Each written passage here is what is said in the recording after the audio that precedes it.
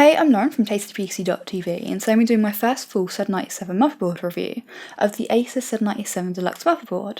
So let's get started. I'm not going to film a look around the box because all of the features highlighted on it I'm going to cover either while we're looking around the motherboard itself or while we're looking at the software. But with the Z97 Deluxe, firstly you get these two little boxes, and this one is an NFC Express 2 box, which comes with a USB 3 cable and this little NFC tag. And NFC just stands for Near Field Communication. As I don't have an NFC compatible phone, I'm not really going to go into any more detail on that and explain how it works or anything, but they say that you can use it for things like logging into Windows 8, quick launching applications, and transferring small files, so it's very cool. And you can buy additional tags to go with it. And this box is also usable as a USB hub. It has one USB 3 in and two USB 3s out. And then this little box here is a WPCQI wireless charger, which comes with a USB to mini USB cable, and you've also got a mains plug, so you can use it away from your PC, which is pretty cool. And that's obviously compatible with any QI battery. And both of these come with a little leaflet and a CD. Next we've got a Thunderbolt EX2 dual card, which has two bidirectional 20GB/s Thunderbolt ports, which is pretty cool. And what you do with this is you stick it in the bottom 16 times PCI Express 2 slot, and then use the header here and this cable to plug it into your motherboard. Although I have to say, given the location of the header and how long the cable is, it probably will look pretty messy, especially if you've got a case with windowed side panel. But with this card, you've got a DisplayPort to mini DisplayPort cable, DisplayPort cable, and then a user guide which just covers the maximum resolution it can support and the fact that it can have 12 devices and 6 monitors. And then we've also got a couple of manuals and discs, 3 powered by Asus stickers, an SLI adapter, although because this board isn't Republic of Gamers, you don't get one of the nicer black ROG ones, which sucks.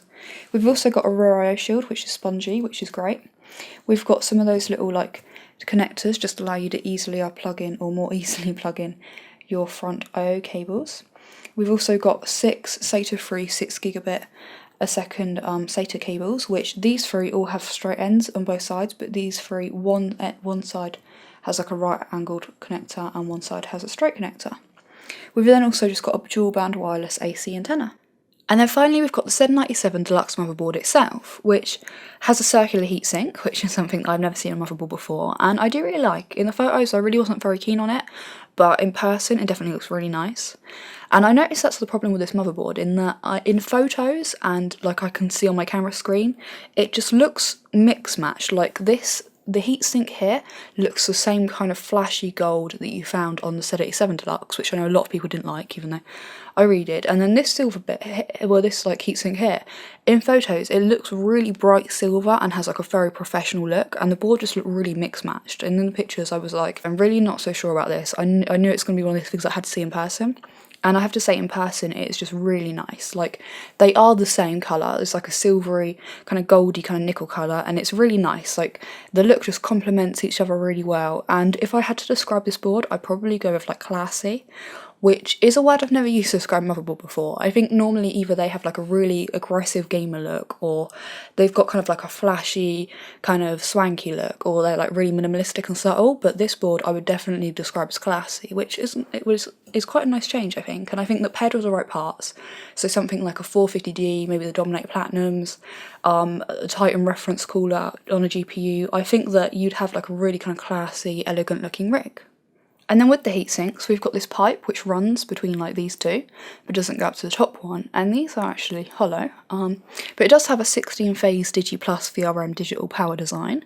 It appears as if they're not using their Blackwing chokes, but they do still look nice, and it's using 10K black metallic capacitors, which the Z87 Deluxe was only using 5K ones, and these apparently have a high heat tolerance and a higher lifespan than just generic capacitors. But with the socket, it's 1150 and can support either Haswell Refresh, Devil's Canyon or Broadwell processors. With the memory, we've got 4 slots of dual-channel DDR3 memory, which can support either a maximum of 32GB or a clock of 3300 MHz, and these have only got clips on one side. And then with the PCIe expansion slots, we've got 2 3.0 16x slots, although this one's only actually wired at 8x. We've got a single 2.0 16x PCIe slot, although once again it's only wired at 8x, and we've got 4 2.0 1x slots. So this motherboard can only support 2 graphics cards, which will either run in 16 times or 8 times and 8 times. And also this bottom slot here shares its bandwidth with the ASMedia SATA Express port here and the 2 ASMedia USB 3 ports on the rear I/O. So if you do want to use the Thunderbolt EX2 dual card, this is the slot that it goes in, so it will be sharing bandwidth with those. So what I'm going to do now is take you for a close-up look around the board. So then taking a closer look around the board, firstly we've got the 8-pin CPU power connector. Then over here we've got 2 4-pin PWM fan headers, and this motherboard can manage 3 or 4-pin fans in both the BIOS and the AI Suite software. Here we have the DRAM LED, and this will just let you know if there's any problems with your memory stopping you from booting. There's also a CPU, a GPU, a boot LED and several others dotted around, and I'll point them out as I go. We've then also got a MemOK button which just restores your memory settings, so if you've put on like a bad overclock or you're having issues booting with newly installed memory, then just press that. We've then also got an easy XMP switch which will just automatically load your memory's XMP profile, so it's basically just like a lazy way to set up new memory. We've also got a DigiPlus EPU chip, which is what allows you to have control over the VRM, and it improves power efficiency. Then here we've just got another fan header and a 24-pin power connector. Here we've got 2 USB 3 headers which allow you to run 4 USB ports, and these are powered by this ASMedia 1074 chip. We then also have the CPU LED. So then here we've got 6 SATA-free 6GB per second connectors, 4 of which are native Intel and the other 2 are powered by an ASMedia 1061 chip. We've also got 2 SATA Express ports, which is a new interface for solid-state drives, which should theoretically run at up to 10 gigabits per second rather than SATA-free 6 gigabits per second, which should lift the bottleneck that SATA-free ports currently have on the SSD industry, at least for a short time. Each of the SATA Express ports are made up of 2 SATA-free 6 gigabit per second ports, and then also kind of like a tiny additional port, which provides 2 PCIe 2.0 lanes. So what that means is you can run it either with 6 SATA-free ports and 2 SATA Express ports, or you could use 10 SATA-free 6 gigabit per second ports. Now the bottom SATA Express port is Intel, and the top one is powered by an ASMedia 106 SE chip, which means that if you use them all with SATA-free ports, you'll have 6 Intel ones with support for RAID configs, and then just 4 additional bootable ASMedia ones. We've then also got an M.2 socket, or NGFF, or Next Generation Form Factor, as it used to be called, and here you can just mount a small SSD as either a boot drive or to speed up your hard drive through caching. And basically it just kind of works the same way as SATA Express, is that it uses PCIe lanes to run faster than the older M-SATA, also apparently up to 10 gigabits per second. And this is just run by the native Intel PCH, and here you can fit solid-state drives at the size of either 2260 or 2280. We also then have a boot device LED, and then down here we've got both a TPU and an EPU switch. The TPU switch basically just kind of auto overclocks for you using this chip here, and if you switch it to 1, what it will do is just slightly increase the multiplier and just give you kind of like a slight overclock, but if you switch it to 2, then it will increase both the multiplier and the base clock to give you a more moderate overclock. So it's good for people who don't really want the hassle of kind of manual overclocking but have got an unlocked CPU and a decent cooler. And then with the EPU switch, when it's switched on, your system will try to lower the voltage of your CPU, therefore improving temps and reducing power consumption. And you can see both the TPU and EPU LEDs. So then we've also got the front panel headers, another 4-pin fan header, 2 USB 2 ports, and the TPM header for advanced security. We've also got a DRCT header where you can plug your case's restart button so that when you press it you boot straight into the BIOS rather than having to like spam delete or whatever button it is for your motherboard, which is helpful I think if you're always kind of fiddling and tweaking. We also then have a CPU overclock jumper for extreme overclocking, and these legacy headers, which used to be needed on the prototypes of SATA Express to carry clock data to the drive. Now Asus's implementation of SATA Express is supposedly the most advanced out of all the boards coming to market in this Z97 launch, and they're using a technology called SRIS, which means that the clock cables are no longer needed and that your system shouldn't have any issue kind of recognising SATA drives and getting the highest performance possible out of them. But because I don't have a SATA Express drive, I can't test Asus's claims about, theirs being the most advanced. But given that they've always been vocal about kind of their work on it, and they even let reviewers test their prototype Z87 board they had with the 2 SATA Express ports on it, I wouldn't be surprised if their claims were true. It might be worth mentioning they are going to be releasing a SATA Express solid state drive called the Hyper Express, although sadly I didn't manage to get one for review. And then here we have a temp sensor header. And then down here you've also got a power button and a reset button, which is always helpful for benching. We've also got a Q code reader, which you can use to reference the manual just to see what the debug code means for troubleshooting. We've also got a clear CMOS button and a BIOS flashback LED in button. And with this you can flash your BIOS by just plugging in a USB stick with a new BIOS on it and pressing this button. We've also then got the Thunderbolt 2 header, an analog front panel audio connector and a digital audio connector. We've then also got the BIOS battery, and then way up here we've got a VGA LED and 2 more fan headers, which means this board does have a total of 6 4-pin fan headers. We've then also got 2 Intel chips which provide 2 high-performance gigabit LAN ports rather than cheaper third-party ones. So with the Z97 Deluxe's audio, it's using Crystal Sound 2. Now here we've got a Realtek ALC1150 HD chip, which is the same as with the Z87 Deluxe, but everything else has been upgraded. The actual audio section is shielded off from the rest of the board, and the codec has an EMI protective cover. The left and right audio channels are separated in a way that reduces any interference they may have with each other.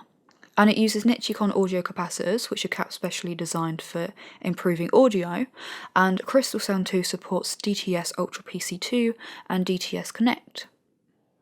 And then we've got the rear I/O, which has got HDMI port, a display port and a mini display port, audio out, the Wi-Fi Go antenna, 4 USB 2 ports and 6 USB 3 ports. This one's the USB BIOS flashback one, and these 2 are the as media ones, and they all support UASP. We've got 2 Intel Gigabit LAN ports and the audio ports. So I've now got the motherboard on my test bench, and I want to really quickly take you for a look around the BIOS. So firstly we're greeted by this shiny new summary screen, which gives you info on your system, temp, CPU voltages and what memory it detects, and you can set your memory's XMP profile here. You can also see what's plugged into which SATA ports, and then over here you can really easily choose your boot priority order just by dragging and dropping. Down here we've got a fan expert section which shows you the status of your fans, including a little spinning RPM animation, which I do really like and will actually spin faster the higher your RPM is. And then here you can control the RPM of your fans with either a preset profile or making your own custom fan curve. And even though I have used this in software before, it's really nice seeing it in the BIOS. We've then got the easy system tuning for simple automatic tweaks, which will give you priority to either performance, power saving or noise levels. And then we've got the easy tuning wizard where you can really easily set up an overclock just by following the instructions on the screen. And I did this earlier with my 4770K and got a stable overclock of 4.6 GHz. You can also use it as a really easy way to set up a RAID array just by following the instructions, which I do think is a lot better than using the RAID utility. If we then go into the advanced section, I'm literally just going to fly through this, because if I went down each individual option and said what it is or what it does, then this would be like a 3-hour long video. So I am literally just going to kind of mention what you can find in each of the tabs. So then firstly we've got the main section, which just allows you to see basic information and set like your date, time, language and security settings. Then in the AI Tweaker tab, this is where you can overclock and set your voltages and clock settings. And you also have access to the Digi Power control for things like load line calibration. You can also control things like your memory timings. And then way back up here you can see the targets that your settings will result in. In the advanced section, we've got configuration menus for your CPU and other system devices. Then in the monitor section, this gives you a more conventional way to be able to monitor your temps, and it also gives you some basic control over your fans. So setting when, or deciding when they should run at 100%, or should they stop spinning if your CPU gets below a certain temp. Although it's worth mentioning that you do have this little handy hardware monitor down the side, no matter where you are in the advanced section of the BIOS. We've then got the boot menu, and this allows you to change your boot and post options. You can also change fast boot and post delays in here. In the tools section, you can then update your BIOS, or you could save or load multiple overclocking profiles to either the BIOS or a USB stick. So if you wanted to, you could load up like a randomers overclock if you're feeling adventurous. We've then also got a favourites tab, where you can use this tree map to add options to your favourites menu. So say if you're going to be doing a lot of overclocking and you only use a couple of settings, rather than having to keep scroll down the AI tweak tab to hunt for them, you could just add them to the favourites menu, and then it'd be a lot easier to find. And then finally we've got quick notes, which I do think would be really helpful when you've lost your pen. So after having a quick look around the BIOS, the next step was to see what the highest stable overclock I could get was on the board. And I did this with my i7 4770K, which I found that due to poor heat transfer between the die and the IHS, without delidding, the highest clock I've ever been able to get it to is 4.6 GHz due to temps. I should mention it's just a retail bought one, not an engineering sample. But because of that, the two kind of overclocking tests that I like to do is the first one is to see what the lowest V core it will be stable at for 2 hours or more at 4.6 GHz.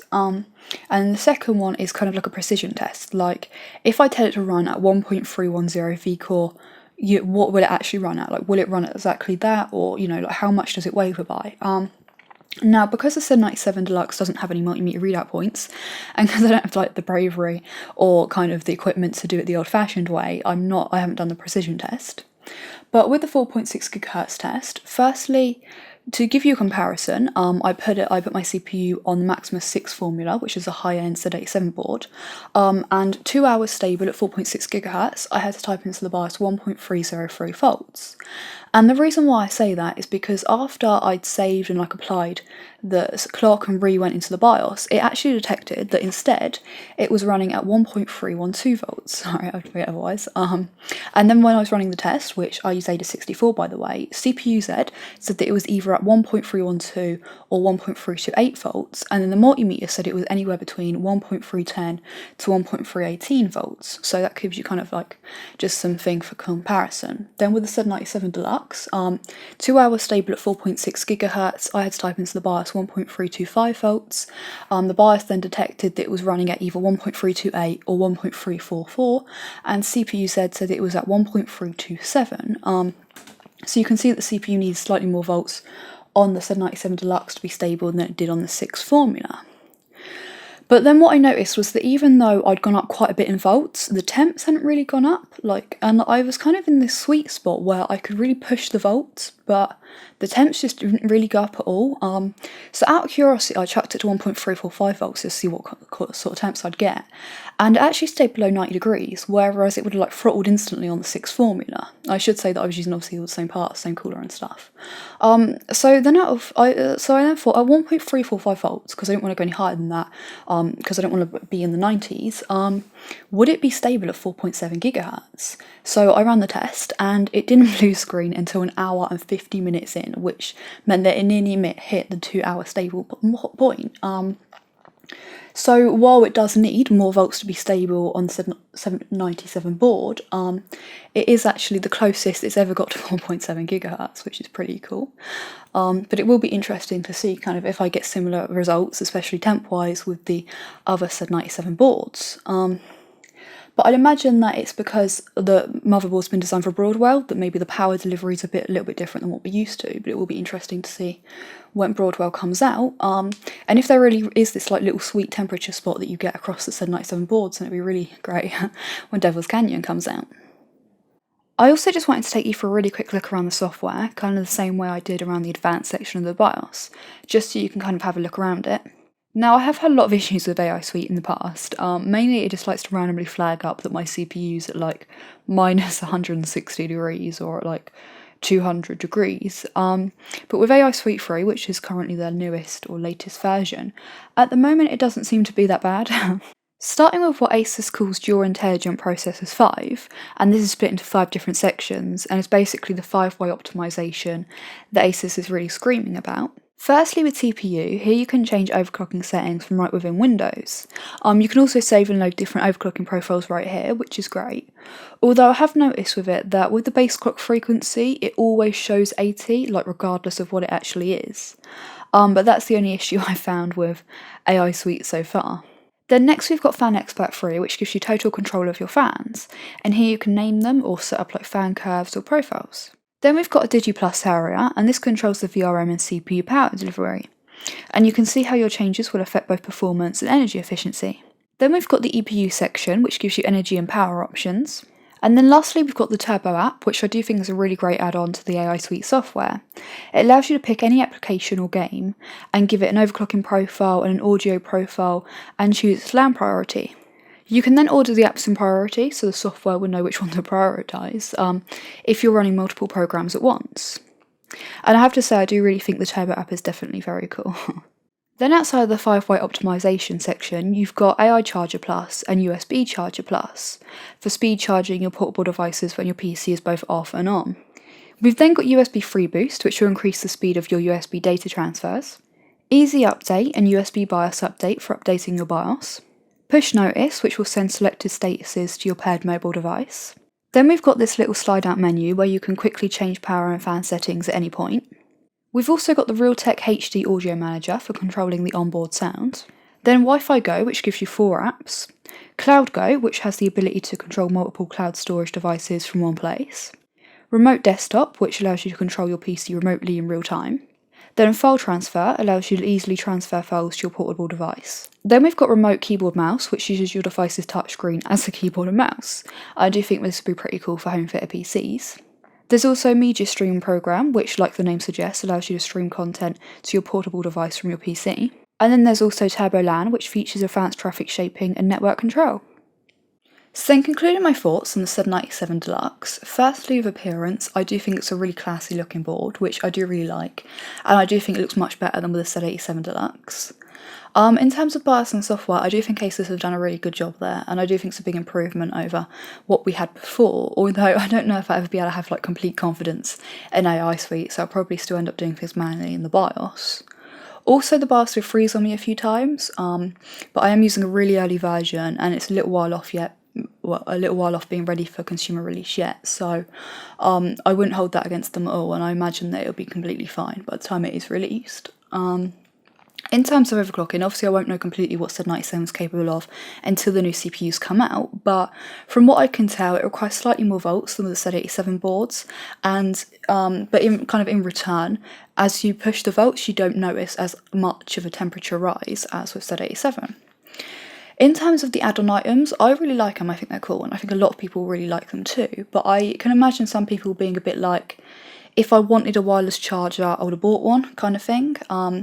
I like that they include the Thunderbolt card though. I know that there was a lot of people who wanted one on their next board, so I know a lot of people will like that. Now I know this is a review of the Z97 Deluxe and not the Z97 chipset, but there isn't that much really on paper over what's available on Z87. Like, it would have been nice maybe if they had support for like DDR4 memory, but then it did have to be compatible with the current Haswell CPUs, so I suppose we'll have to wait until X99 for kind of the newer features.